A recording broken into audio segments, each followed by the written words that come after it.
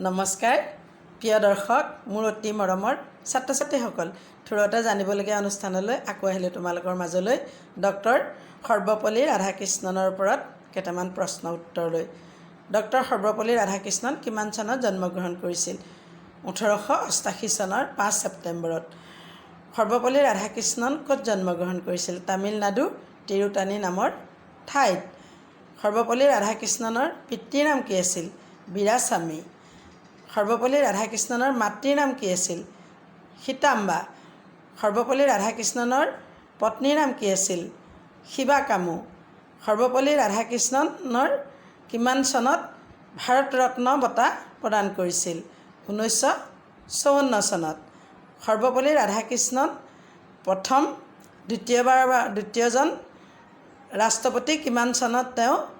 নিৰ্বাচিত হৈছিল 1962 চনত